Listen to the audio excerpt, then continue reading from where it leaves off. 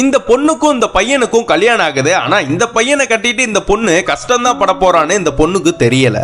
அந்த பொண்ணை நல்லா யூஸ் பண்ணிக்கிட்டு ஒரு குப்பை மாதிரி எரிஞ்சிடறான். அது மட்டும் இல்லாம அந்த பொண்ணு சமைக்கிற சாப்பாடை சாப்பிட்டுட்டு நல்லா இல்லைன்னு அந்த பொண்ணை அடிச்சு கொடுமைப்படுத்தி அவங்க அப்பா வீட்டுக்கு அனுப்பிடுறான். அவங்க அப்பாவும் அந்த பொண்ணை சமாதானம் பண்ணி கூட்டிட்டு வந்து என்னோட பொண்ணை அடிச்சு கொடுமைப்படுத்தாதீங்க மாப்பிள்ளன்னு சொல்லி அவர் கையில உள்ள ஒரு கொஞ்சம் பணத்தையும் கொடுத்து அந்த பொண்ணை இவன்ட்ட விட்டுட்டு போறாரு.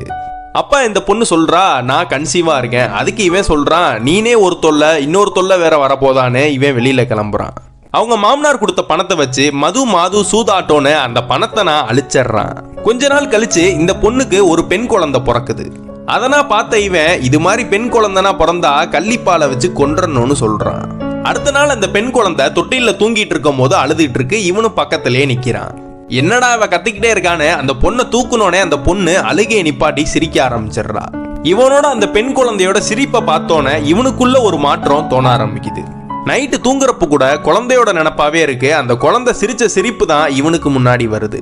அவங்க மனைவிக்கு தெரியாம அந்த குழந்தையனா தூக்கி கொஞ்சிறான். அவங்க மனைவியும் தெரிஞ்சு தெரியாத மாதிரி எட்டி நின்னு பாக்குறாங்க.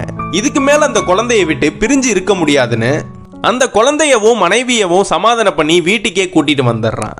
அந்த குழந்தைகிட்ட போய் அம்மா சொல்லு தாத்தா சொல்லு பாட்டி சொல்லு அத்தை சொல்லுன்னு சொல்றாங்களே தவிர அப்பா சொல்லுன்னு யாருமே சொல்ல மாட்டாங்க. ஆனா அந்த பொண்ணு முதல் சொன்ன வார்த்தை அப்பா. அதனால் கேட்ட இவனுக்கு கண்ணில் இருந்து ஆனந்த கண்ணீர் வருது. அந்த அப்பான்னு சொன்ன ஒரு வார்த்தைக்காக இவன்கிட்ட இருந்த கெட்ட பழக்கத்தை எல்லாத்தையுமே விட்டுடுறான். ஒரு நல்ல தகப்பனுக்கு அழகு இதுதான்.